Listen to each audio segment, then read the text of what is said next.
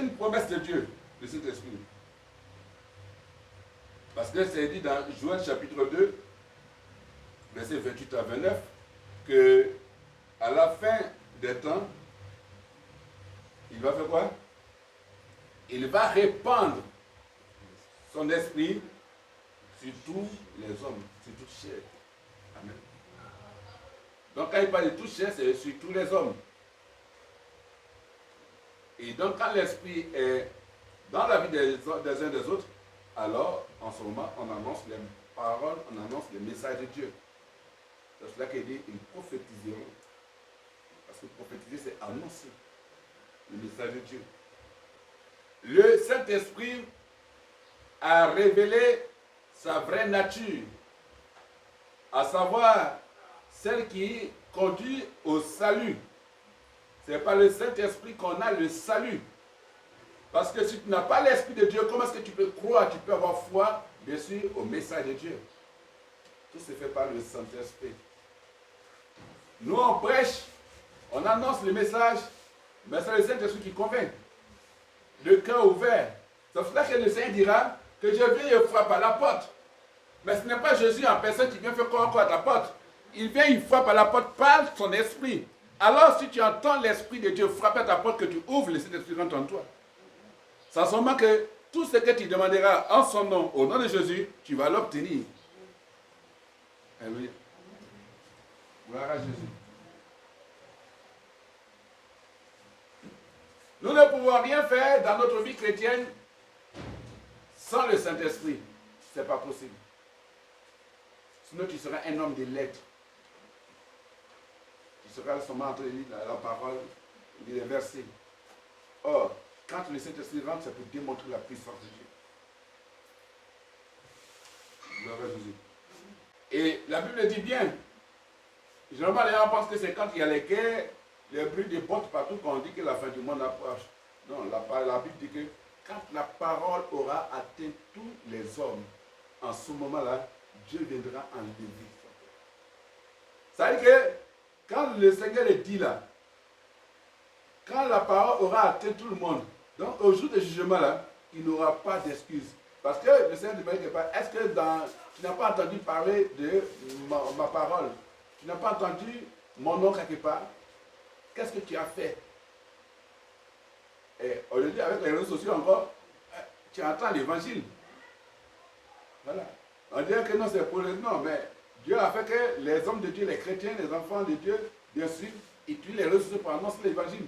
Donc, quelque part, même si tu n'as pas, même si tu n'aimes pas, mais tu vas avoir un message chrétien, si tu as zappé, c'est ce que tu as vu. C'est ça. Gloire à Jésus.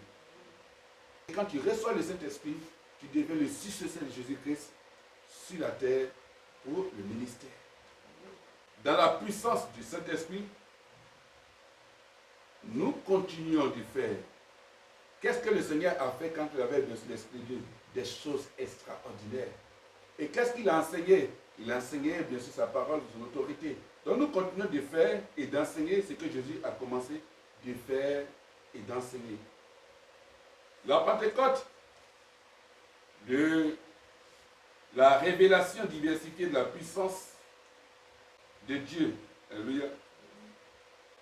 C'est aussi la révélation diversifiée de la connaissance des langues. Alléluia. Pentecôte, révélation de la puissance dominatrice de Dieu. Mettez ça comme thème. Pentecôte, révélation de la puissance dominatrice de Dieu. Amen. C'est la Pentecôte. Et c'est la puissance révélée de la domination de Dieu. Et donc quand le Saint-Esprit arrive, aucune force des ténèbres ne peut résister. Parce que le bruit est tellement fort que tout ce qui était obscurité, ombre, domination des ténèbres commence à fuir. Alléluia. Parce qu'il y a une puissance du roi des rois qui arrive. Gloire à Jésus. Et cette puissance vient pour changer l'ordre des choses dans ta vie. Si tu es chrétien, que tu es conscient que tu as la puissance des choses, de la puissance de Dieu en toi, alors l'ordre des choses change dans ta vie.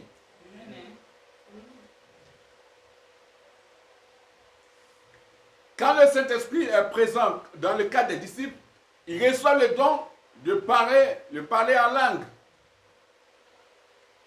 Il vient pour parler, bien sûr, en langue. Il reçoit la puissance de Dieu pour parler en langue. Oh. Mais quand il parle la langue, qu'est-ce qui se passe? Ça fait que ceux qui étaient à côté commencent à les attendre dans leurs différentes langues. Amen. Dans leurs différentes nationalités, pour parler ainsi. Bon. Parce que la parole de Dieu était annoncée en araméen, en hébreu. Amen. Et puis, il devait bien sûr en latin, parce que c'est Rome. Et puis, en grec. Il y avait la Grèce. Mais quand ils reçoivent la puissance de Dieu pour parler avec araméen et hébreu, mais quand les disciples sont remplis de la puissance de Dieu, ils reçoivent le Saint-Esprit, alors les choses changent. Dieu crée une révélation spectaculaire. C'est que toi qui n'entendais pas, le disciple qui ne comprenait pas la langue de l'autre, commence à annoncer les merveilles de Jésus-Christ dans sa langue-là. Amen. Oh, qu'est-ce qui se passe? Mais lui, il n'est pas de la même ethnie que moi, il n'est pas de la même nationalité que moi. Comment se fait-il qu'il arrive à parler et il parle des merveilles de Jésus, de Dieu? Bon, il n'y avait pas français dedans. Mais nous, les Africains, je crois qu'on a été servis. Parce qu'il y a Égypte dedans. Il y a Libye. Et Simon de Cyrène, bien sûr, c'était un Africain. Amen. Gloire à Jésus. Et ils vont même parler en arabe. Pour dire quoi? L'arabe n'est pas une religion. L'arabe est une langue. C'est cela qu'il y a des chrétiens qui s'expriment en arabe. Alléluia. C'est là la révélation. Ne voyez pas l'arabe comme une religion. C'est faux. Ça, c'est une image, une idée du diable. Si le Saint-Esprit rentre dans les disciples, et puis il commence à parler même en arabe des merveilles de Jésus-Christ, ça veut dire que c'est une langue à laquelle tu peux annoncer l'évangile. Amen. Alléluia. C'est l'islam qui est une religion, mais pas la langue arabe. Parce que si toi, Dieu te conduit chez les Arabes, par le Saint-Esprit, tu vas parler en arabe. Aux hommes là-bas, ils vont accepter le Seigneur. Et on focalise, on veut formater l'esprit des gens pour dire que telle langue est dédiée à une, à une religion donnée. Ce n'est pas possible. Quand j'ai vu le Seigneur me dit que non, j'ai envoyé mon esprit pour la diversification des langues, pour dire qu'aucune langue, bien sûr, n'est prioritaire pour les religions. Moi, Dieu, je domine sur tout. Amen. Alléluia. Alléluia. C'est là le Saint-Esprit. Donc le Saint-Esprit peut t'habiter pour que toi tu puisses parler en chinois. Ça c'est le parler en langue. Quand le Saint-Esprit arrive pour la diversification des langues des hommes. Il ne pouvait pas s'exprimer bien sûr en langue des anges, vous pouvez parler en la langue céleste. Parce que leur mission était d'aller parler à ceux-là qui jusqu'à ce temps-là étaient en train de polémiquer sur, bien sûr, la résurrection du Seigneur, l'enlèvement du Seigneur. Mais quand il reçoit le Saint-Esprit, alors c'est merveilleux.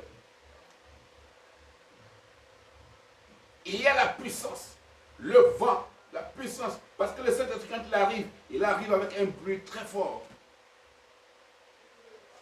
C'est pour cela que quand on prie pour des personnes, si vous voyez que ces personnes sont emballées, très emballées par les démons, C'est parce que quand le Saint-Esprit arrive, il se trouve dans le corps de ces personnes-là des positions des esprits qui n'ont pas le droit d'y être.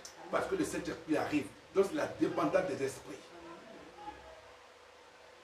Ça fait que les gens sont secoués.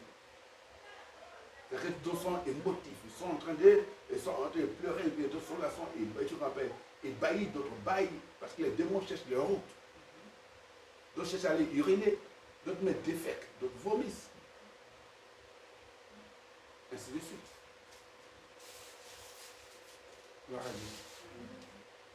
Est-ce que tu as conscience de la puissance que tu as? Le Saint-Esprit. Et Dieu nous a fait grâce. Pour nous qui parlons français, que ça vienne. Pour que nous puissions nous exprimer aussi en français. Mais ça, ce n'est qu'une partie. Parce qu'il y avait une mission donnée.